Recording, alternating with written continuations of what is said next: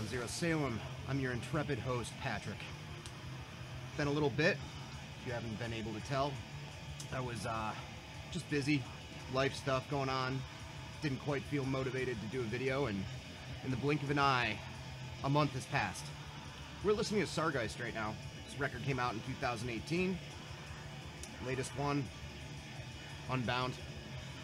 This is my first time actually spinning the physical copy that arrived at my doorstep maybe a week or two ago. Only record I own by this band.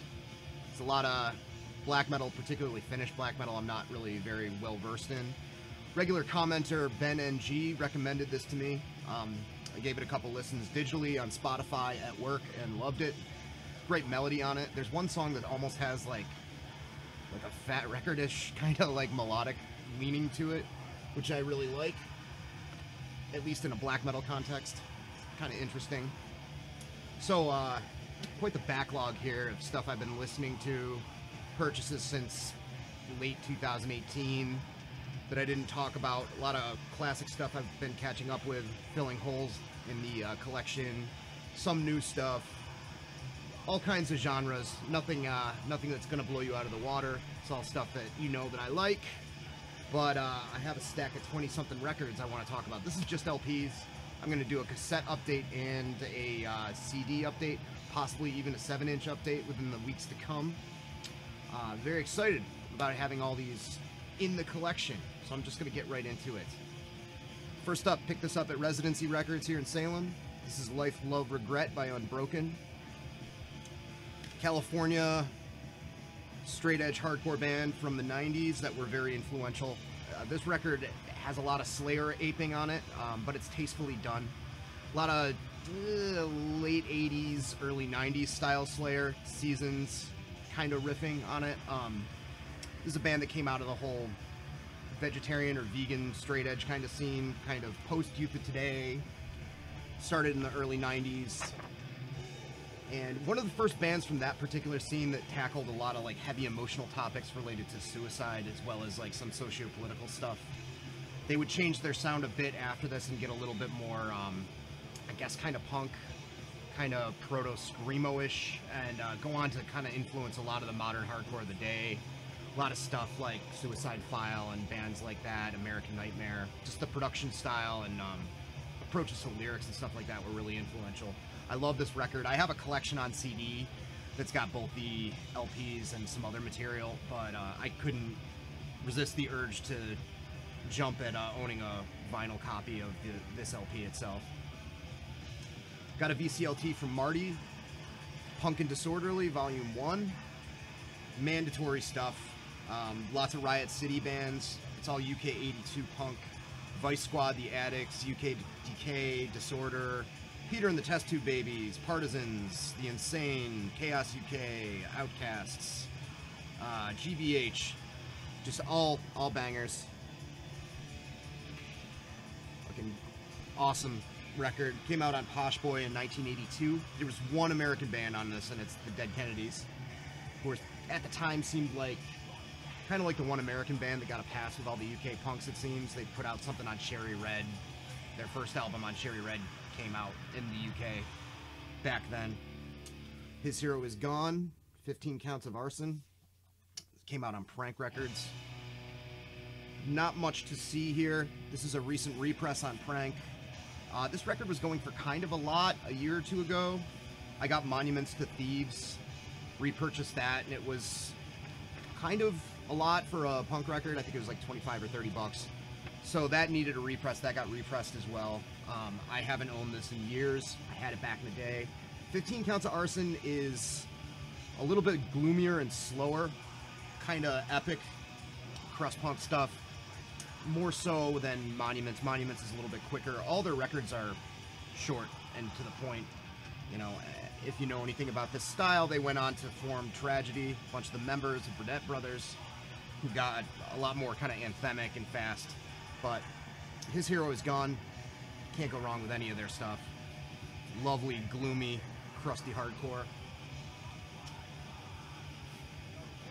I had to listen to The Flock and pick up Hyperdontia next. This is Nexus of Teeth. Came out on Meisaka Un Ojo. This is a fantastic death metal record. A lot of people have been singing its praises for good reason. Quick edit. It's a project band featuring members of Burial Invocation and some Danish dudes from Vanhelgd, from Undergang, and it kind of sounds in between musically. There's definitely the sort of cavernous incantation thing. There's also a shredding, slanted, twisted sort of Morbid Angel immolation kind of vibe going on, as well as some Finnish influences, Demolic and the like. Very, very deep, dark, indecipherable kind of vocals. Great riffs. Despite the fact the songwriting approach is kind of murky and twisted and not the most accessible thing, the recording sounds great. Everything's pretty bright and clean as far as the guitar sound. Really fucking awesome record. Nexus of Teeth. It's been mentioned before, hyperdontia is a medical condition where your mouth has too many teeth in it. Worth a Google. If you accidentally look for the band, you might see pictures of that, and it's horrifying. Next up, we got Mere Mortal. This is a 12-inch EP. Got 5 songs on it. UK thrash metal band with members that were in some hardcore bands and stuff, and that much is apparent in the songwriting.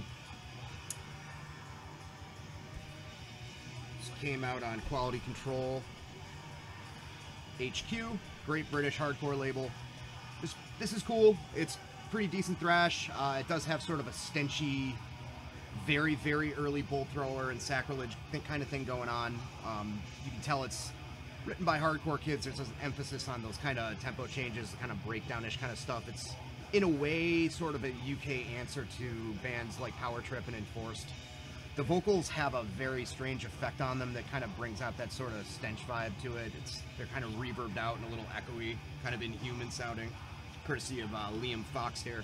But yeah, fun listen. Came out a cool color, since I'm actually remembering to show off the record on this now that I'm 5 records in.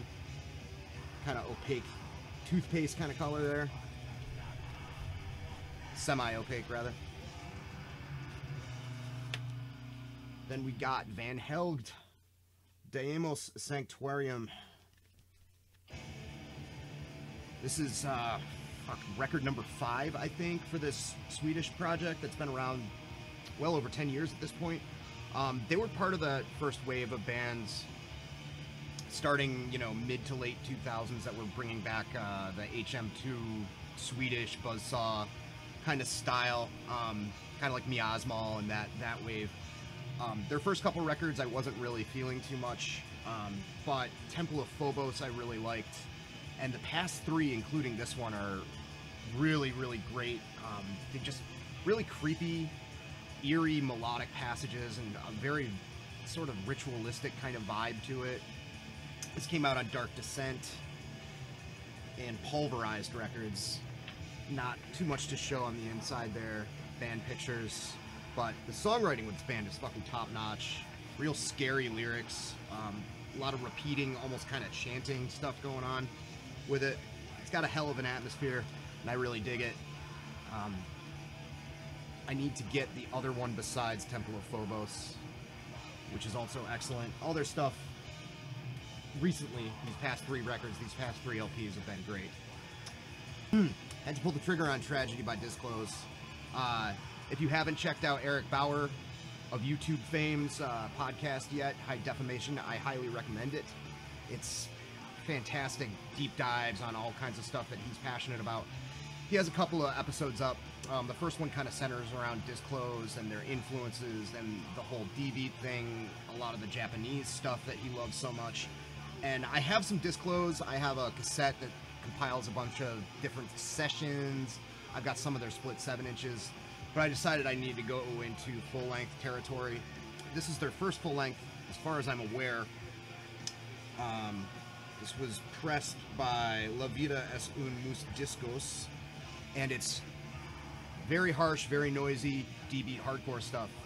Worshipping at the Altar of Discharge, even more blown out, even more speaker cone ripping, Fucking madness. Does not let up at all. And is fucking vicious.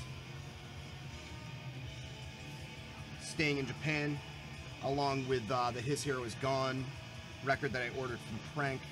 I also got this Forward LP, War, Nuke, and Death Sentence. Forward's been around for a minute. They've been around since the late 90s. They have a big pedigree of members of notable Japanese hardcore bands as well.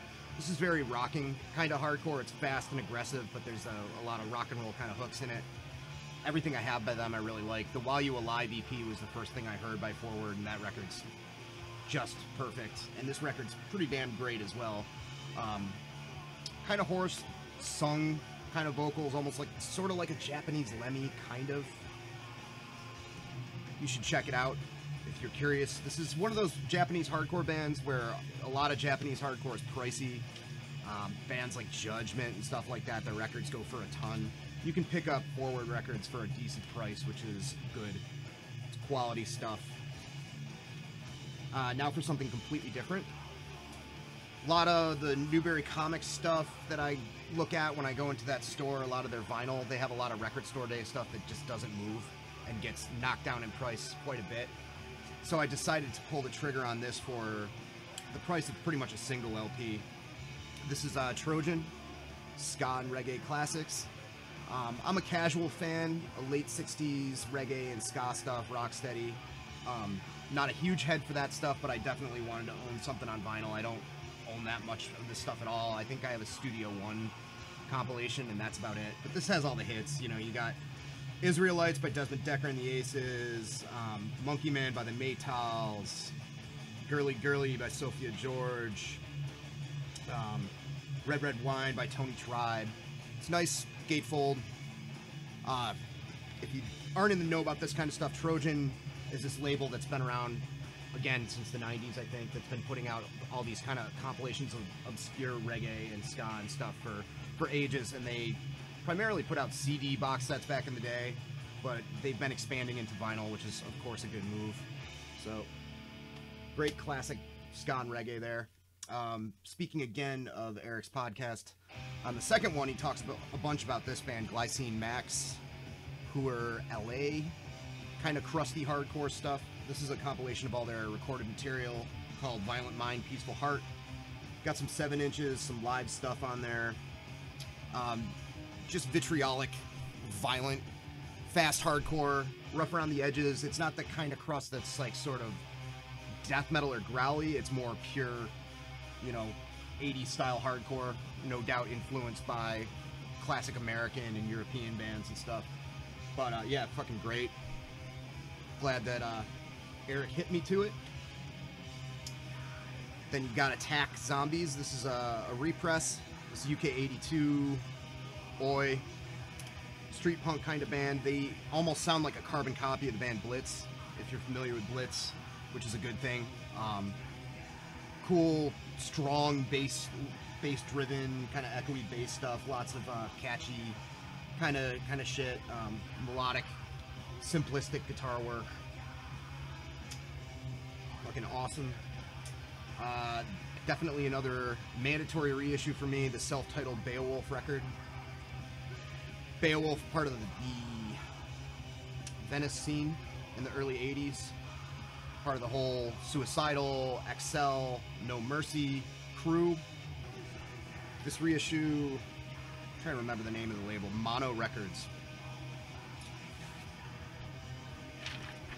History of the band. Collage. The most Motorhead influenced out of all the bands that I mentioned. Kind of sounding like an LA hardcore Motorhead. Kind of raspy sort of vocals. Very fast. Very, very fast. Kind of thrash tempo stuff. In a lot of ways, it reminds me of almost like an LA version of Cro-Mag's Age of Quarrel. Like if you had Age of Quarrel, Suicidal, and Motorhead in a blender. But one of the best records from this era and from this scene, for sure. This should be a fun one to try to pronounce. Impact, Italian hardcore band. Attraversero le Involucro. Yeah, I pretty much took that out behind the shed and shot it in the head as far as pronunciation goes. This is a compilation put out by Radiation Records. Radiation does nice sounding reissues that are usually very simple and don't have much in the way of packaging.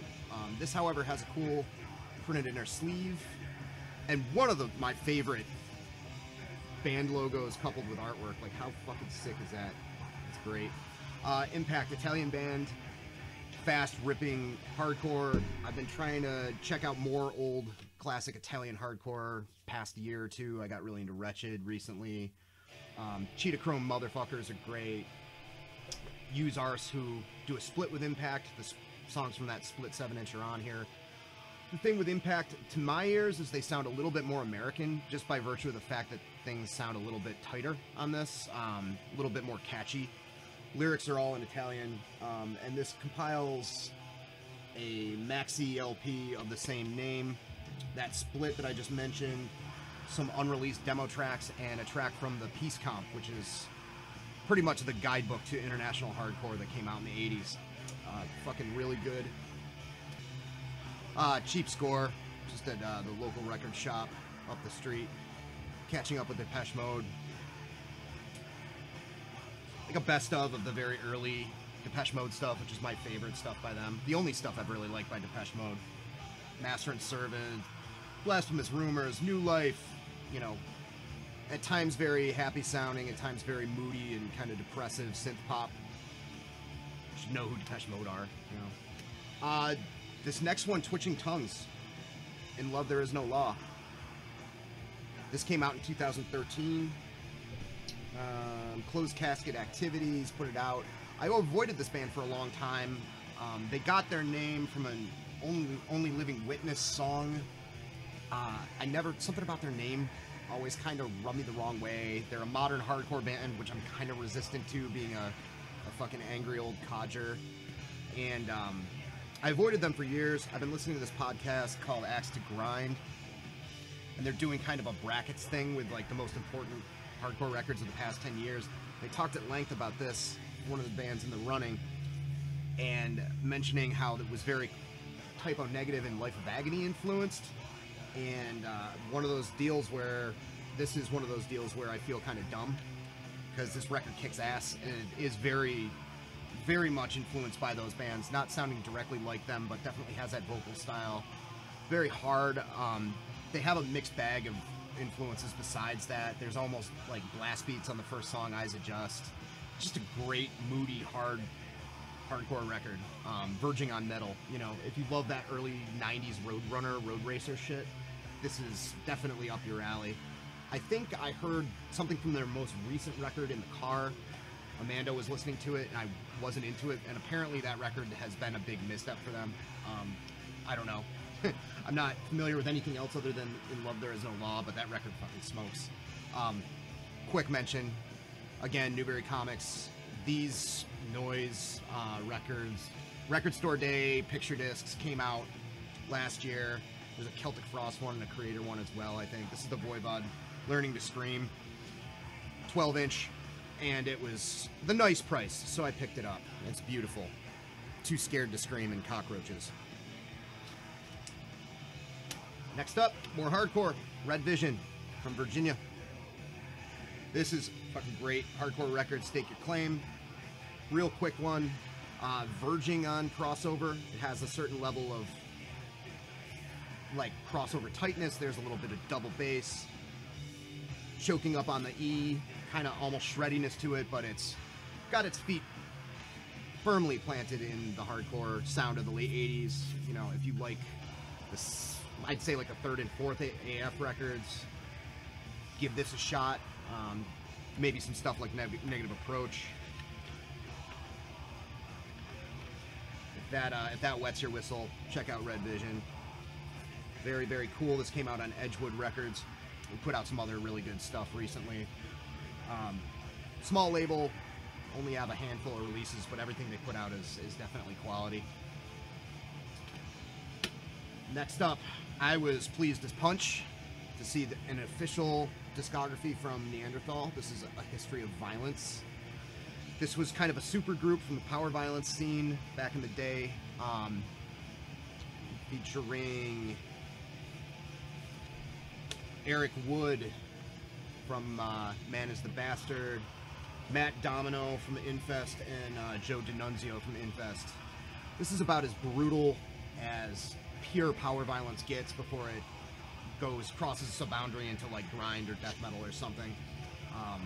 Just weighty, crushing tempo changes, really fucking heavy. They only did a 7-inch and a split with the band Rorschach, who are also excellent, of course, and I think there's one other song maybe from a comp on this. But nice to see that this has an official release on Deep Six and Draw Blank, which, no surprises there.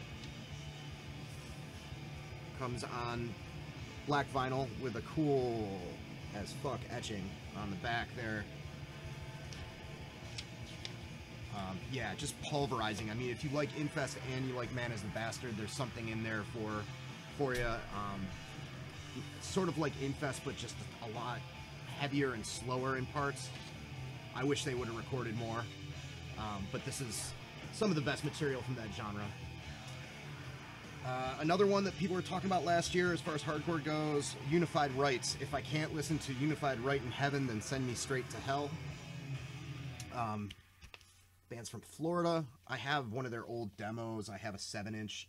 Their earlier stuff was a lot more, you know, early AF, like United Blood era, Boston hardcore, very quick, fast, to the point kind of stuff. This record really, I mean, I need to spin it more. It hasn't really grabbed me. It's a little bit more leaning towards youth crew tempo, kind of mid-paced in parts, very well-produced, kind of pro-core sounding stuff. Nothing about it is really snagging me, but again, I clearly have a problem with buying too many records at once, so I need to give it more of a chance. More Japanese stuff coming up here. We got Drug Culture by Crude, another Japanese hardcore band that's been absolutely killing it since the 90s. 6-song EP, very garagey kind of production on it. They are a hardcore band. There are some kind of rock and roll elements on it, but it has a fuzzy, blown out kind of sound, kind of quality to it, which I like. Really great like melodic parts, melodic leads and things like that on it. Their earlier stuff was very influential on Tragedy, I feel like, sound-wise. They have at least 3 other LPs, and all of them are face melters. Got another one coming in the mail. Crude's fucking awesome. Then I picked up some reissues. They all kind of share a common thread of like all these classic death metal bands being their 3rd or 4th record and being kind of divisive amongst the people. But also some of my favorite stuff from the time, a few of which don't hold up as well as they used to. So first off, Death Human. Death Human I still love. Probably the last death record that I really got into. A lot of this might be chalked up to nostalgia. I got this when it came out. I remember the videos on MTV and all that stuff. This is a Relapse reissue. This is as proggy and technical as I get as far as the stuff that I like. I think the songwriting is top-notch on this. If I'm not mistaken, it's the Cynic guys backing up Chuck Schuldiner. It's a great fucking death metal record. I like it more than Spiritual Healing. But like I said, past Human, I don't really care for death anymore. This is in the 3 format club for me now. I have it on cassette and CD. It's just one of my favorite death metal records from my childhood. Entombed Wolverine Blues. Here's a big one that people like to argue about. And I always kind of rode for this record and backed it, and any other hardcore kid word you want to say for liking something. It hasn't really held up for me that much. I haven't really listened to it in a while. It does have some great riffs. It's got that rock and roll influence, of course. This is the birth of whatever the hell death and roll is supposed to be. Recent Earache reissue. It's still a fun listen to me, but I don't know. That part in Demon still gets me going, where Petrov's like, oh, you know, that's cool. But yeah, I don't know. I feel like if I'm reaching for stuff like this, I'm gonna reach for something else now. You know, I'm gonna reach for Furball or something related, but that piques my interest more. But you know, the last Entombed record that I really care about. Barrage, Shoot Straight, and Speak the Truth is actually kind of a cool record too, I got to admit. And then finally, Carcass Heartwork. Again, loved this as a kid. Didn't like it as much as Necroticism. A lot of people hate this record. A lot of people ride for it. Again, it's divisive. Another Earache repress, FDR repress. It has some songs, you know. There's like some of the bigger hits on it, like No Love Lost is fucking boring to me. Arbeit macht Fleisch is a great song. They still have like a little bit of blasting going on. I think a lot of people kind of forget that. But it is very, very melodic, very, very well produced. Most of the time, it's just not what I'm wanting from Carcass anymore. There's a handful though. Arbeit macht Fleisch being the track for me off of this. There's a few more that I can't think of, but yeah, the big hits from this, I don't know. What's the opening track? Buried Dreams. Buried Dreams is pretty good, you know. But after this was Swan Song, and who the fuck talks about Swan Song? Anyway, anyways, yeah, kind of ripped through those. I have so much stuff to talk about. Just as many cassettes that have come in, a bunch of CDs. It's been nice getting back out there. I've been, like I said, very fucking busy, very tired. You know, it's winter. You kind of go into a hibernation state at this time. But I'll probably be back. Who knows when? I'd like to be back, maybe doing something, making another video later this weekend. But who knows? It could be another month. You know, don't set your watch to me, folks, is what I'm trying to say. But everybody have a good and safe and happy weekend. Bye.